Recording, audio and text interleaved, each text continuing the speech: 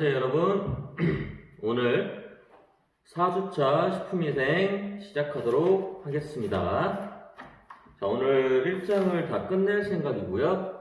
여러분 천천히 잘 따라오시면 됩니다. 자, 저번 시간에 우리가 식품위생 관리 원칙까지 끝냈죠. 자, 책을 보고 한번 쑥 읽어주시고요.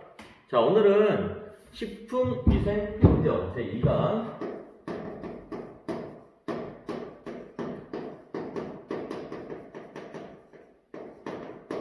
위생 행정에 대해서 배울 겁니다. 행정 중 제일 첫 번째 뭐가 있을까요? 자, 식품위생 관련 법규에 대해서 배울 거예요.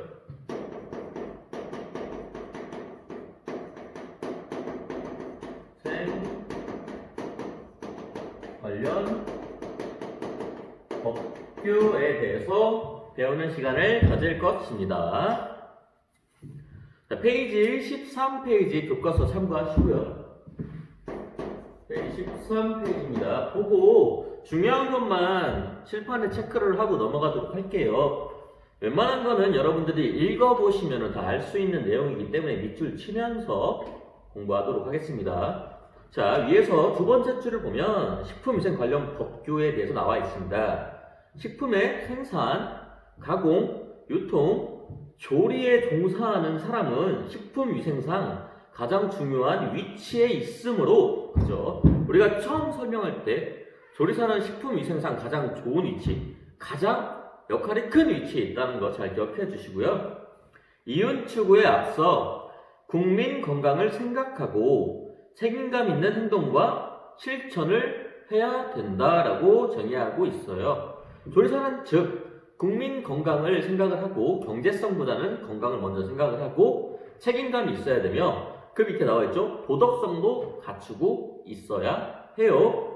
자, 이 정도는 기본적으로 여러분들이 알고 계시면 되고요. 그 다음에 보면 우리나라 식품위생 행정은 1945년 이전에는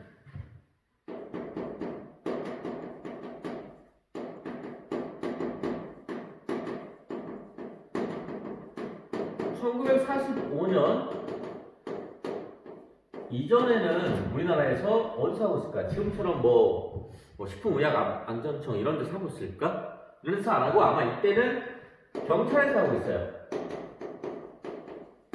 경찰에서 하고 있었고요. 언제부터 바뀌었냐? 우리가 해방 후에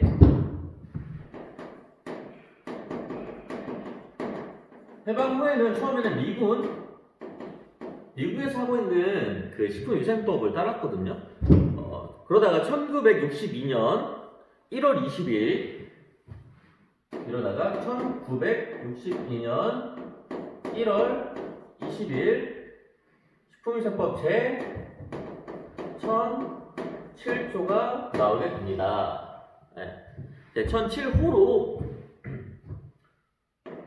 호가 나오게 돼서 식품위생법이 공포되고 그 이후 여러 번 개정을 거쳐서 2017년 1월, 현재 2016년 12월 2일에 개정된 법령이 적용되고 있다. 자, 이 책이 좀 옛날에 나온 거라서 2017년 1월 현재라고 되어 있는데 2020년 언제?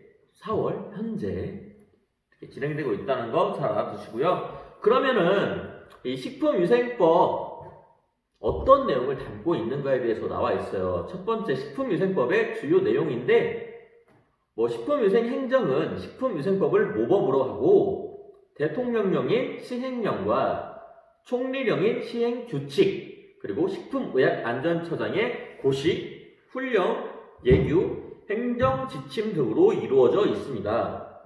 자, 식품위생 행정의 근간이 되는 식품위생법의 구성과 주요 내용은 이제 다음과 같다라고 나와 있어요. 이제부터 제대로 들어갈 거예요. 그러면은 우리가 식품위생을 제정한 그 목적이 무엇인가? 첫 번째, 제정 목적에 대해서 알아야겠죠.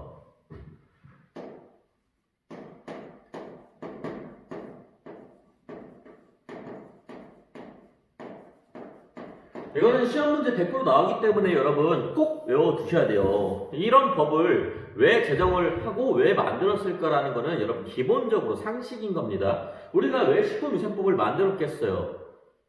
사람들이 이런 위생법이 없으면 무질서하게 법을 지키지 않고 몸에 안 좋은 식품들을 만들어서 판매를 하겠지.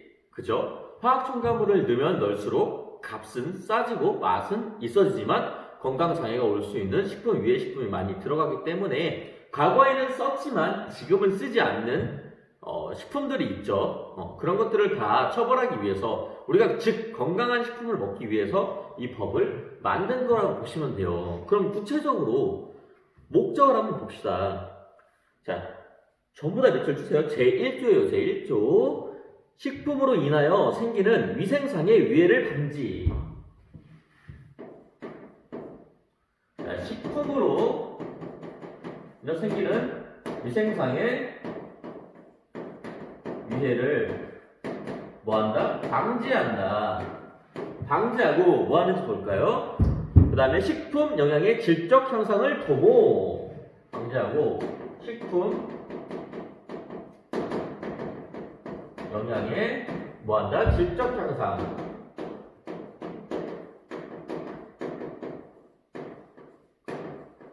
이렇게 중요한 단어만 끊어서 외우세요. 중간에 이제 접속사 같은 경우는 이어지는 그런 거 같은 거 여러분들이 기본적으로 생각할 수 있잖아. 식품의 위생상 위해를 하는 것을 방지하고 식품의 영양을 질적 향상을 도모하고 그리고 식품에 관한 올바른 정보를 제공.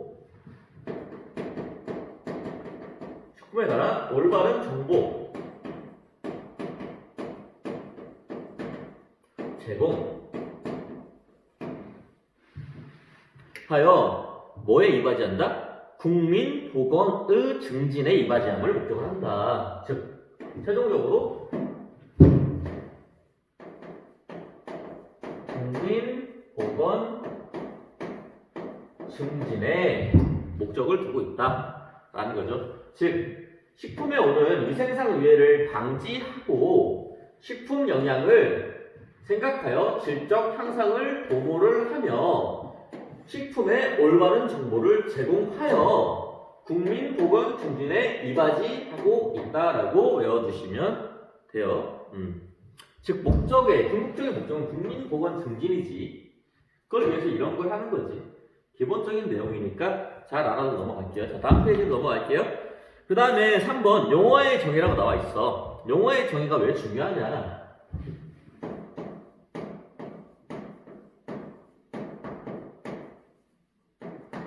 우리가 뭐 식자재 수입, 뭐 검출, 검사, 선입 선출, 후입 선출 이런 용어들을 왜 제정을 해놓고 다 같이 똑같이 사용하자라고 하는 그 이유는 무엇이냐면 행정적으로나 우리가 업무적으로나 굉장히 용어가 정의되어 있지 않으면 힘들어요. 여러분도 학교에서도 우리가 수행평가라는 용어를 정의해놨기 때문에 수행평가를 보는구나 라고 하는데 이게 여러분 마음대로 용어가 정의되어 있잖아. 오늘 그냥 평가 볼 거야. 오늘 뭐 그냥 가채점 할 거야. 뭐 이런 식으로 계속 중구난방식의 정보가 여러분들한테 전달되면 가채점이랑 수행평가랑 다른 게 뭐야? 이런 식으로 헷갈릴 수가 있어요. 그리고 자기들 마음대로 용어를 정의해서 말을 할 수 있기 때문에 지역 간에 의사소통이 되지 않을 수도 있기 때문에 딱 중요한 용어들은 모두 정의를 해놔서 행정상 체계를 잘 이끌 수 있게끔 체계와 세세화를 만들어 놓은 거야. 그러니까 여러 가지 의미가 있겠지. 뭐 식품 첨가물, 뭐 화학적 합성품 이런 식으로 종류별로 그 용어를 정의를 해놨기 때문에 우리가 편하게 그 용어를 결정을 해서 업무를 작성하고 또 이제 서로 간에 의사소통이 되고 서로 간에 업무를 추진할 수 있게끔 체제를 확립해 놓은 게 바로 용어의 정의입니다. 용어의 정의가 없으면 행정체계가 굉장히 어려워요. 그래서 서로 업무 처리가 굉장히 어렵기 때문에 꼭 알아두시고요. 그리고 4번 식품 취급 원칙이라고 돼 있어요. 자, 우리가 지금 뭐 배우고 있다고? 식품위생법의 주요 내용에 대해서 배우고 있어요. 그러니까 용어의 정의가 들어가 있고 그리고 목적이 들어가 있고 세 번째로 식품 취급의 원칙에 대한 내용이 들어가 있다는 것을 기억하고 꼭 들어주세요.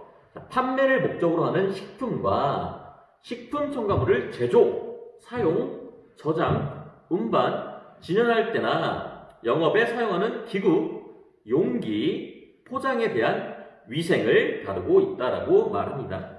식품 취급의 원칙은 무엇이냐를 설명해주고 기입을 해놓은 거예요. 판매를 목적으로 하는 식품과 식품 첨가물을 제조, 사용, 저장, 운반, 진열할 때나 영업에 사용하는 기구, 용기, 포장에 대한 위생을 다루고 있습니다. 제3조입니다. 또 유해 식품 판매 금지의 내용을 담고 있어요. 당연한 거죠. 뭐 건강장애로 오는 식품들을 판매하면 안 된다. 또는 뭐 유독 유해 물질이 들어간 식품은 판매가 불가능하다라는 걸 설명하고 있는 겁니다. 6번 식품 및 식품 첨가물 기준과 규격에 대해서 나오고 있어요. 이건 무슨 소리냐? 그러니까 우리가 법으로 정해놨잖아요. 이런 식품을 사용해도 된다. 이런 식품 사용하면 안 된다. 즉 고시되지 않은 화학적 합성품을 첨가물로 사용하거나 함유식품의 판매를 금지를 해야 된다. 뭐 이런 내용들이 있는 거예요. 한마디로 뭐 식품 및 식품 첨가물의 기준과 규격을 정해놨기 때문에 이 기준과 이 규격을 넘어서 다른 걸 집어넣으면 안 된다. 그리고 내가 새로운 식품 첨가물을 개발해버렸어. 내가 개발했으니까 바로 써도 될까? 아니죠. 검사를 맡아야지. 어디에? 뭐 식품의약품안전처라든지 그런 데다 의뢰를 해서 이 첨가물을 만들었는데 몸에 좋은지 안 좋은지 알아봐 주세요 라고 해서 국가에서 이거를 검사해서 아 이거는 사용해도 된다. 근데 대신 치사량이 어느 정도이기 때문에 몸에 영향이 안 끼치는 정도로 이 정도니까 딱 이만큼의 규격만 사용을 해라 이렇게 정해놓은 법인 거야. 그거를 기준과 규격을 정해놓은 법을 입력해 놓은 거예요. 다 이해가 되죠? 식품 및 식품 첨가물의 기준과 규격을 기입해놨다. 이 이상 넘어가도 안 되고 이 이상 적게 써도 적게 쓰는 건 상관없다. 자, 그리고 표시 기준 및 허위 표시 금지. 알겠죠? 이거는 이거 말 안 해도 알아요. 표시해야 될 뭐 원산지 이런 거 다 표시해야 되고 내용물 다 표시해야 되고 허위 표시 거짓말로 표시하지 말라는 거지. 근데 사실 허위 표시는 소비자가 찾아낼 수는 없어요. 선생님도 진짜 못 찾아내 이런 거는. 올바르지 못한 건 어쩌다 발견하는 거지. 이런 건 이제 검사처에서 나와서 검사를 하는 거지. 우리는 솔직히 잘 몰라요. 이거를 공부하면 알 수 있겠지만. 그리고 위해 및 안전성 평가. 이거는 뭐 위험한지 또는 이제 안전한지를 평가하는 내용들이 담겨져 있는 거예요. 그러니까 뭐 유전자 제조합 생물체 같은 거, 뭐 genetically modified organism, GMO라고 하죠. 유전자 제조합 생물체 같은 거 이런 것들이 뭐 안전한지 안전하지 않은지 평가하는 겁니다. 뭐 유해 물질이 함유되어 있거나 위해 우려가 있는 식품은 위해 요소를 신속히 평가하여 결과를 공표해야 하며 긴급 조치를 취해야 한다는 거 나와 있죠. 이런 내용들이 수록되어 있는 거예요.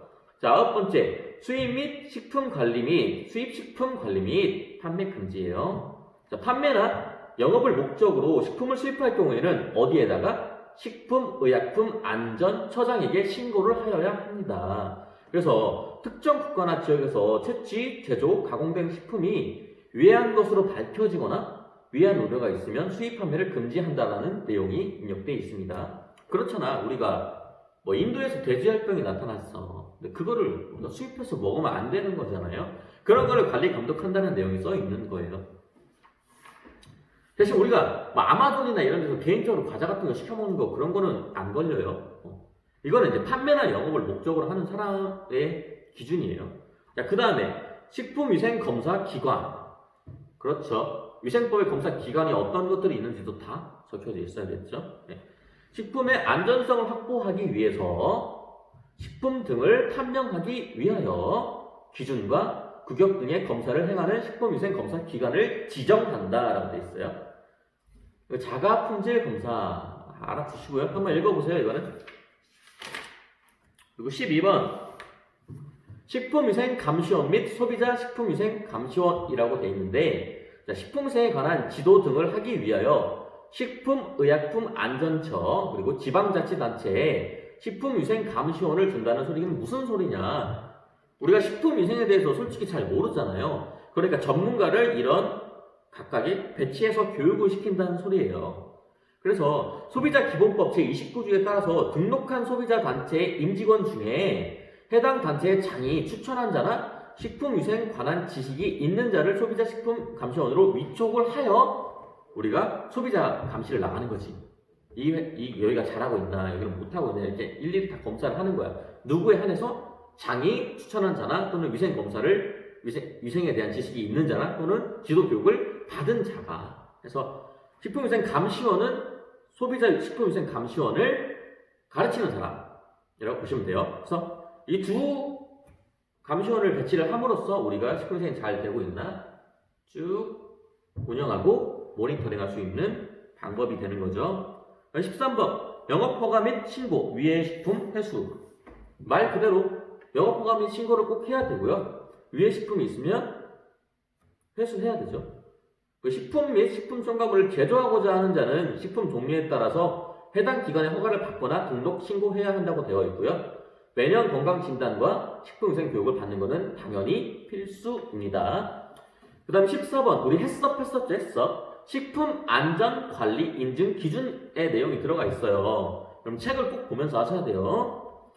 그 하자드 어널리시스 크리티컬 컨트롤 포인트라고 했어요. 인체의 건강을 해칠 우려가 있는 위의 요소를 중점적으로 관리하는 사전 예방식품 안전 위생 관리 체계라고 되어 있어요. 선생님이 이렇게 딱딱딱 끊어서 읽으니까 좀 알아듣기 힘들어도 발음을 좀 똑바로 하려고 이렇게 하는 거예요. 자, 식품의 원료 및 제조, 가공, 조리, 유통의 모든 과정에서 위해한 물질이 식품에 섞이거나 오염되는 것을 방지하기 위하여 식품의약품 안전처장이 식품별로 고시한 안전관리 인증 기준을 준수한다라고 적혀져 있습니다. 그리고 식품 이력 추적과 관리는 무엇이냐? 식품이 어디서 어떻게 이동했고 어떤 경로를 통해서 판매가 되는지 그 모든 과정을 조사하고 추적하고 관리한다는 소리입니다. 식품을 제조, 가공 또는 판매하는 자 중에서 식품 이력 추적 관리를 하려는 자는 등록 기준을 갖추어 해당 식품을 식품의약품 안전처장에게 등록할 수 있으며 식품 이력 추적 관리에 필요한 기록의 작성, 보관 및 관리 등의 기준을 준수해서 작성하고 검사하고 추적해야 된다는 내용입니다. 자, 그리고 조리사 및 영양사에 대해서도 적혀 있어요. 식품 접객 영역자와 집단급식소 운영자는 조리사를 두어야 하고 법으로 정하는 집단급식소는 영양사를 두어야 하며 2년마다 교육을 받는다. 몇 년마다? 2년마다. 즉 장사를 하는 곳에 꼭 조리사를 두어야 하고 국가에서 정한 집단급식소에는 꼭 영양소를 두어서 2년마다 식품위생 교육을 받게끔 해야 된다는 내용입니다. 그리고 17번 행정체제에 대해서 나와 있는데 한번 읽어보세요. 이런저런 행정체제가 있고 이런 걸 하는구나 라는 것들이 나와 있으니까 한번 읽어보시고요. 그리고 18번 식중독에 나와 있어요. 우리 식중독 한번 했었죠. 식중독 대처 방안 또는 어떻게 신고를 하는지에 대해서 나와 있는 거예요. 식중독 환자가 식중독이 의심되는 자를 진단한 의사 또는 한의사, 집단급식소에서 제공한 식품 등으로 인하여 식중독 환자나 식중독으로 의심되는 증세를 보이는 자를 발견한 집단급식소의 설치 운영자는 어디다가 관할 시장이나 군수, 구청장에게 지체 없이 보고하고 시장, 군수, 구청장은 식품의약품 안전처장 및 시도지사에게 보고를 해야 된다는 내용입니다. 자, 한마디로 의사나 한의사가 검사를 해서 발견을 했어. 또는 집단급식소 그 장이 여기서 먹고 배탈이 났구나를 알게 됐어. 그럼 누구한테 신고를 한다? 시장이나 군수 그리고 구청장한테 신고를 한 다음에 이 시장, 군수, 구청장은 누구한테 신고를 한다? 식품의약품안전처장 및 도지사에게 보고를 하여 이 사항을 빠르게 해결해야 된다는 내용이 적혀 있는 겁니다. 19번은 이제 벌칙이에요. 벌칙. 그래서 국민보건에 지대한 영향을 미칠 수 있는 사항을 위반한 자는 그 정도에 따라서 징역 또는 벌금형을 처하거나 과태료를 부과할 수 있다는 내용이 적혀져 있습니다. 과태료는 최대 1,000만 원 이상입니다. 이상으로 알고 있어요. 그래서 밑에 읽을 거를 보시면 부작 불량식품 신고라고 되어 있는데 선생님 우리가 이거 먹어서 맛있으면 되지 이거 신고해서 장사꾼들도 안 좋고 솔직히 좀 비위생적으로 음식을 만들 수도 있는 거잖아요. 그런 건 우리가 요리사에서 조금 이해할 수 있는 거 아니에요? 100% 완벽할 수는 없잖아요 라고 할 수 있지만 100% 완벽해야 되는 게 조리사입니다. 그러니까 여러분 꼭 식품위생을 꼭 지켜주시고 만약에 이걸 지키지 않는 사람들이 있다면 신고를 꼭 하세요. 국번 없이 1339로 신고를 하시면 최대 보상금 1,000만 원까지 받을 수 있으니까 여러분 걱정하지 말고 신고해서 참교육을 시켜주시는 게 좋아요. 왜냐면 우리 모두의 건강 이바지를 위해서 아셨죠? 자, 그리고 페이지 15페이지 표 1-3을 꼭 보시고 외워주세요. 외우는 것보다는 꼭 이런 게 있다라는 거를 알아두세요. 자, 다음 시간에는 식품위생 행정체계와 기구에 대해서 알아보는 시간을 갖겠습니다. 수고하셨습니다.